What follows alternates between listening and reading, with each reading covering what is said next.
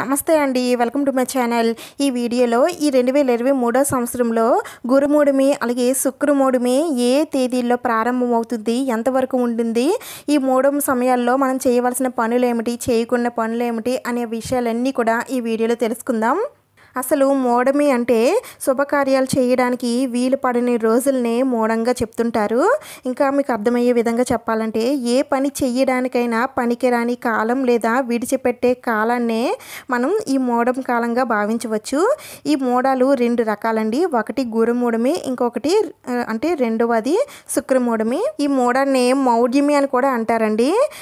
అసలు ఈ మూఢములు ఎందుకు వస్తాయంటే జ్యోతిష్యపరంగా గురు శుక్రులు శుభగ్రహాలు వివాహం వ్యాపారం లాంటి శుభకార్యాలు తలపెట్టేటప్పుడు ఈ గ్రహాలు కూడా బలంగా ఉండాలండి. అయితే ఈ గ్రహాలు బలహీనమైన సమయంలో ఏ పని తలపెట్టినా సరే అది విజయవంతం కాదని మన పెద్దల నమ్మకం. ఈ రెండు గ్రహాలు కూడా బలహీనమయ్యే సమయాలు కూడా కొన్ని వస్తుంటాయండి. గ్రహాలకు రాజు సూర్యుడు. ఆ సూర్యుడికి అత్యంత సమీపంలోకి ఏ గ్రహమైనా సరే వస్తే ఆ గ్రహం తన శక్తిని కోల్పోతుంది. అలా గురువు సూర్యుడి దగ్గరికి వచ్చినప్పుడు గురుమౌఢ్యమని, శుక్రుడు సూర్యుడి దగ్గరికి వచ్చినప్పుడు శుక్రమౌఢ్యమని అని అంటుంటారు. ఆ సమయంలో అవి బలహీనమైపోతుంటాయండి. అందుకే దీనిని మూఢమి అని పేరు పెట్టి శుభకార్యాలకు దూరంగా ఉండమని మన జ్యోతిష శాస్త్రవేత్తలు చెబుతుంటారు. అలా దగ్గరికి వచ్చినప్పుడు ఈ గ్రహాల శక్తి తగ్గిపోతుందండి. అందుకనే ఈ సమయాల్లో అంటే ఈ మూఢాల సమయాల్లో కొన్ని పనులు చేయాలి, కొన్ని పనులు చేయకూడదు అని మన పెద్దలు కొన్ని నియమాలు అయితే పెట్టారండి. వాటన్నింటి గురించి తెలుసుకునే ముందు ఈ 2023 సంవత్సరంలో ఈ గురుమూఢమి శుక్రమూఢమి ఎప్పటి నుంచి ప్రారంభమై ఎంతవరకు ఉన్నాయో అనేది ఇప్పుడు తెలుసుకుందాం. ముందుగా గురుమూఢమి ఈ మార్చి నెలలోనే ప్రారంభమవుతుందండి.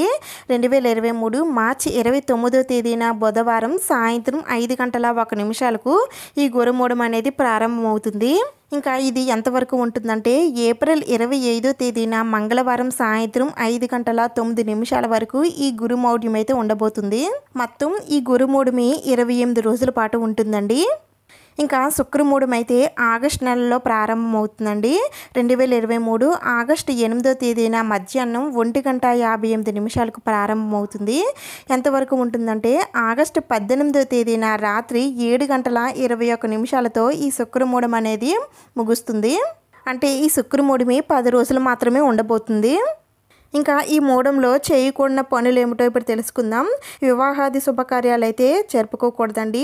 పంచాంగకర్తలు కూడా ఈ సమయాల్లో ముహూర్తాలు రాయరు.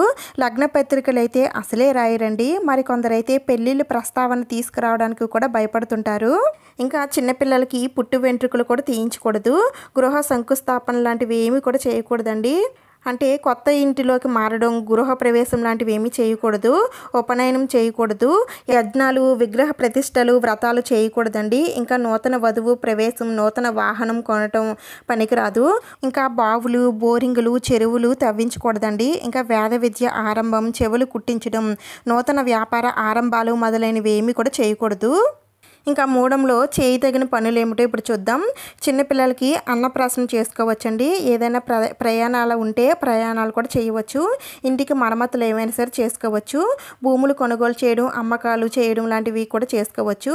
ఇంకా నూతన ఉద్యోగాల్లో కూడా చేరవచ్చండి. ఇంకా విదేశాలకు వెళ్ళాల్సి వస్తే ఉద్యోగం కోసం కూడా వెళ్ళవచ్చు. ఇంకా నూతన వస్త్రాలు కూడా కొనుగోలు చేసుకోవచ్చు. ఇంకా జాతకాలు రాయించుకోవడం, నవగ్రహ శాంతులు, జప హోమాది శాంతులు అవన్నీ కూడా చేసుకోవచ్చండి. ఇంకా సీమంతం, నామకరణం, అన్నప్రాసన కార్యక్రమాలు కూడా చేసుకోవచ్చు. ఈ మూఢం సమయాల్లో శుభకార్యాలు చేయవద్దని మన పెద్దలు చెబుతుంటారండి.